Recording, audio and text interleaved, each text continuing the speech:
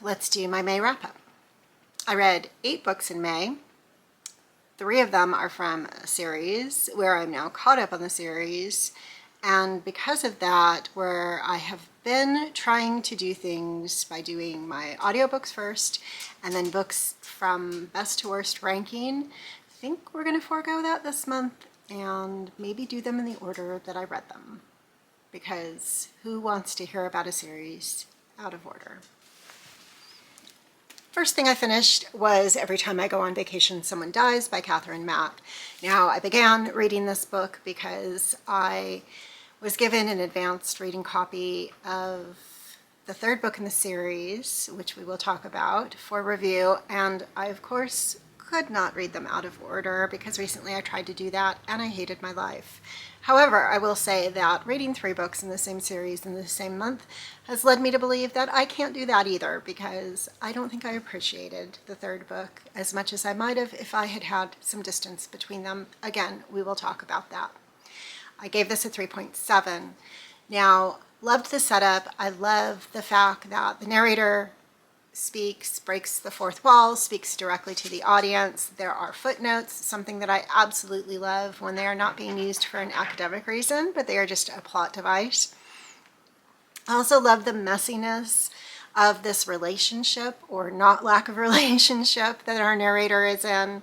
So briefly, we are with Eleanor, who is a best-selling mystery author, and she has been writing a series of books after her first best-selling book, which was based upon a real-world incident that happened to her with her former boyfriend, Connor, when they met while she was vacationing in Italy.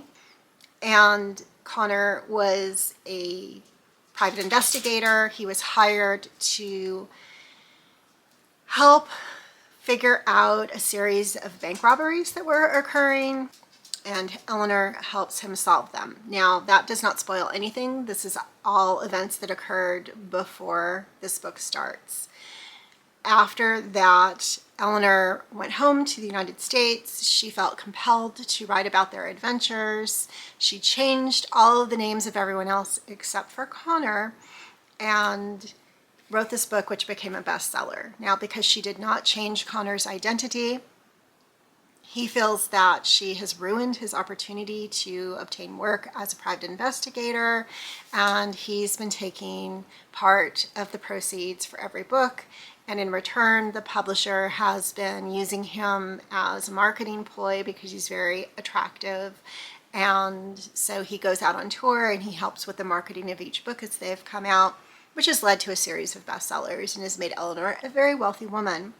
Now, Eleanor's younger sister, Harper, works for her as her personal assistant, social media person, all-around dog's body, and they are going to Italy to do a sort of fan promotional marketing kind of a thing where they've invited Eleanor's biggest fans, and all of the fans are being put up and they're going on tours, and there's a whole multiverse that has sprung up from Eleanor's books because Connor is part of the multiverse, and his former business partner Guy, who feels that he can no longer get work as a private investigator either, has written a book, and Connor's ex-wife is there, and Harper, or Eleanor's former boyfriend, is there. Like, it's a whole thing. And then there are some other writers that were thrown into the mix to be on this little adventure with them. And it's messy. Everybody's mad at everybody else. Everybody hates everybody else. There are hard feelings, and there's jealousy, and all of the above. And we get into a lot of that messiness, which is really fun. But someone is trying to kill someone. Connor thinks someone is trying to kill him. He asks for Eleanor's help in trying to figure it out. Eleanor thinks that somebody might be trying to kill her, and we have to go along with it and figure out who is killing who. I think it's really, really fun, and I recently did a post on my socials congratulating Katherine Mack because the books have been picked up to have a series made out of them, and I think it's going to be great fun, and I can't wait for it because I think it's going to translate really, really well to a series. And I'm happy to see that she got that deal and it's being brought to the screen. I think they may translate even better to the screen than they do in books. Again, we'll get to that. One thing I will say about these books, since there are so many characters involved, since there are so many scenes with so many characters, it can be confusing in the dialogue for who is talking. It's very much got that Gilmore Girls rapid fire talking and everybody's jumping into conversations. And I realize it could get clunky as you're writing to say Connor said and Eleanor said and Harper said, but when you're tracking this rapid fire dialogue between more than two people, you don't know who's saying what. And then eventually you get thrown into Eleanor said, and it's like, well, wait, that contradicts what I think she was saying. And then you kind of go back and you have to count. And it throws me out of it. And I will say all three books are like that. So that is one thing that I don't love. And maybe it's me, maybe it's my brain, but I just can't track to the rapid fire with more than two characters at a time. The other thing I will say is that I figured out whodunit in like chapter 3. So I definitely was reading this not for the whodunit, but just for the relationships, the messiness, the fun, the atmosphere of being in Italy in the summer on a tour group with all of these rabid fans and trying to figure out the messiness of Eleanor's life. But again, 3.7, which leads me to the rest of the books in the series, which we'll talk about shortly. The next book I finished was an audio. It was Never Been Witched by Molly Harper, which was the third book in a series that I listened to the first two in my April reads and wrapped up there. This is a paranormal romance series, so this was the final book. It was the third person in our coven meeting a man who would become her potential love interest and wrapping up a lot of the things that were going on with the coven.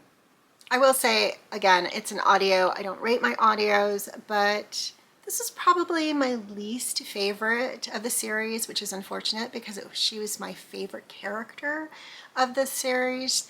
And I really had high hopes on this book, but I think my dissatisfaction comes with how they wrapped up the mystery aspects that we've been following through the series, and it just kind of fell flat for me. We found out who the big baddie was, and it was a good shock. I mean, it was a good twist. I didn't see it coming, believe it or not, but it was too neatly packed up, and I wish there had just been more there.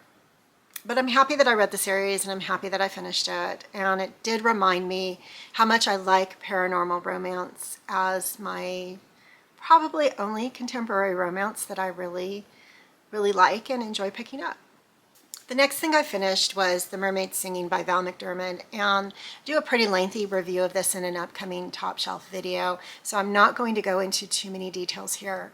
I am going to spoil that video by saying my scoring, my ranking of this book here, which was a 4.5. I think that this is an important book to read. I think that it may be controversial, but I think give it a chance. And if you haven't read Val McDermid's writing, please do. I think she's amazing. And I don't hear enough people talking about her, and I wish we did. The next thing I finished was The Widows by Jess Montgomery, which is a book that, again, is going to be in a future video where I talk about May Book Club books from Hollow and Quill, my bookstore, that I read in the month of May for May Book Clubs in store. And so I won't go into a huge amount of details. This was our historical mystery pick for the month, and I ended up giving this a 3.4. So more information about that book in that video.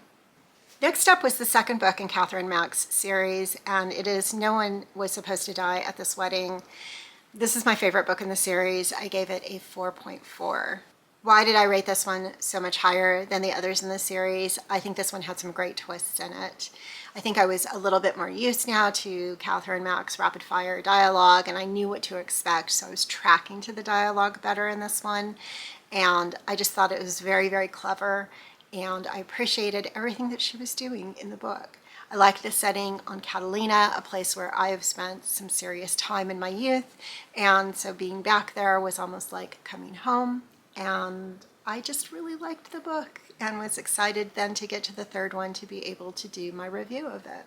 In this book, Eleanor's book has her first book, the one that set off the whole chain of events and made her a best-selling author, is being turned into a movie. And ironically, her best friend from high school is going to be playing the Eleanor character in the movie.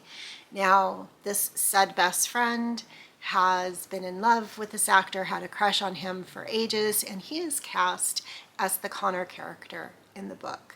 And lo and behold, this is turned into a real-life love story, and they are going to be getting married on Catalina secretly, and it's being told to everybody who's invited that they're just being invited to the wrap party for the movie, but no, it's actually their wedding.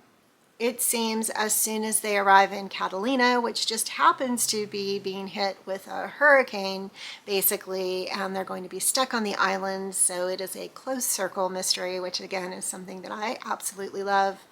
It seems like someone's trying to kill the groom, and the bride is receiving threats as well. Nobody wants the wedding to proceed. Everybody's trying to throw a wrench in the works, even though nobody is supposed to know about it. And Eleanor, of course, because this is her best friend, is being tasked with trying to figure it all out. It's great fun. It's closed circle. It's an island in the middle of the storm. It's so many things that I love, and Catherine Mack did it just right. So really, really happy with this one, and was very, very excited to continue on to the third book. However, before I got there, I finished 2 audiobooks. First being Survival of the Fritters by Ginger Bolton.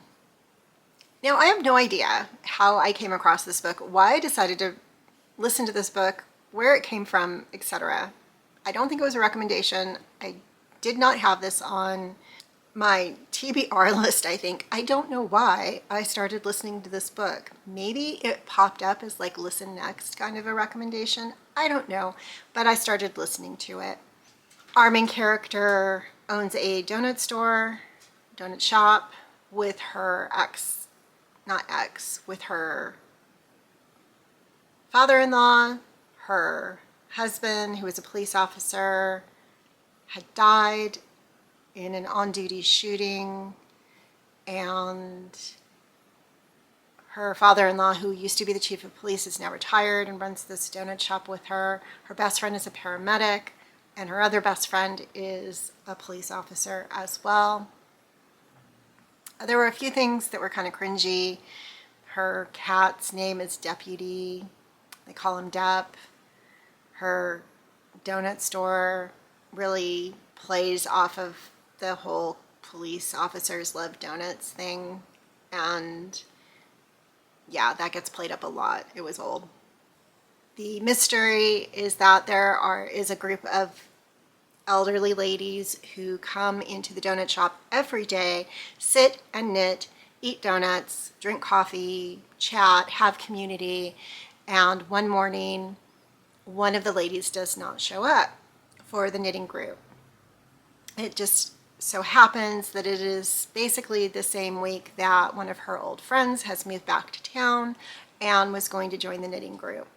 She goes to our main character and says, hey, her name is Emily, by the way. Emily, I'm really worried that she hasn't shown up. Can you go with me to her house and see if she's okay?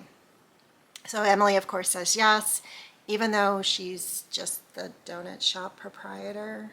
I don't know why, but she's the right person. She's the person you go to. Anyway, the ladies and Emily go out to this woman's house and they find her there. She's been murdered. And why? Who would want to murder this innocent elderly lady? That is what Emily sets out to find out. Now, also ironically, this return to the town lady is living in the house that is directly behind Emily's house. So they are neighbors, and Emily's cat Dep has been going into this elderly lady's yard and making friends with her and being fed. So the setup is that unfortunately, several years ago, before this lady moved out of town, the lady who was murdered, her son disappeared and then was later found murdered.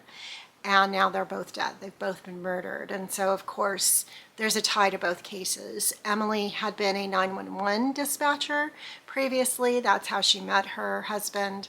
And she was the person who took the call when the elderly woman's son disappeared. So she feels a tie to the case, to that case as well. And so she really feels compelled to investigate. I recently did a little bit of a diatribe on a Top Shelf video that will be out soon about the fact that I really don't like it in cozies when the amateur sleuth does not figure out the whole mystery, even though they've been investigating, even though they have all the clues, even though they think they have it figured out, and they end up in jeopardy with the killer at the end of the book, where the killer is trying to kill them. And sometimes they're so surprised, oh, I didn't know you were the killer, but now you're trying to kill me, so I guess I figured it out, yay for me. No, you didn't figure it out. You just were being nosy and you put yourself in danger. That's different. Don't do that. And that is exactly what happens here. So don't love that. Don't love that at all. Wish it hadn't happened. Wish she had figured it out. And then we wouldn't have had the resolution that we had in the book, and maybe the author thought that was exciting and that's what she was going for. But yeah, just don't love that. So probably good that I don't give audiobooks a ranking, rating, whatever. Okay, moving on. The next book I listened to, that did not happen in. I listened to Murder at an Irish Wedding by Carleen O'Connor, and that book will be included in a future Top Shelf video where I discuss it in more detail. However, I will say here, I liked it. It had a really good resolution. Our amateur sleuth figured out the crime. That is not a spoiler. It just is what it is. And you can hear all about that book in the Top Shelf video that will be out soon. The final book I finished in May brought me up to date with the Katherine Mack series, and it is This Weekend Doesn't End Well for Anyone. I gave this book a 3.7, which is the same score that I gave to the first book in the series, so it's on par. I will say that I found this one to be a little bit confusing. It was a little convoluted. Eleanor Harper, her boyfriend, who I don't think I ever named Oliver, and Connor are yet again together. This time they are in the Bahamas, I think. Bermuda, the Bahamas, at a writing conference where they are teaching classes. And again, someone is trying to kill someone. As they arrive on the island and go to their rooms, Eleanor and Oliver find a dead body in their room. And of course, is it there because of them? Is it there because of something that happened with the dead body and they just happened to, it just happened to occur in their room? It is an employee of the resort. A lot unfolds as to why they're there, why the writing retreat is being held in this location. There are a lot of ties back to the first book, so you definitely have to read the first book before you read this one. And yeah, I just thought it wasn't quite as fun as the second book. Again, we're on an island, but there's some kind of sunstorm that's preventing people from flying out of the island, but it's not as much of a plot detail as the actual hurricane in the second book. So it seemed unnecessary that there was a sunstorm. Like, nobody was fleeing and nobody was trying to flee. Why did we do this? Otherwise, still a good entry. 3.7 I think is a perfectly respectable rating for an amateur sleuth book. And again, I like Katherine Mack's style. The asides, breaking the fourth wall, the footnotes. There weren't a lot of footnotes in this one. And I'm excited to see where she goes with the series. And again, I'm excited to see what happens with the TV series. So that is it for May. I think it was a good month. I'm happy that I read 8 this month. And I will say June is starting out pretty slow for me. So I don't know what we're going to get up to in June. But thanks for being here. I appreciate you. And I'll see you next time.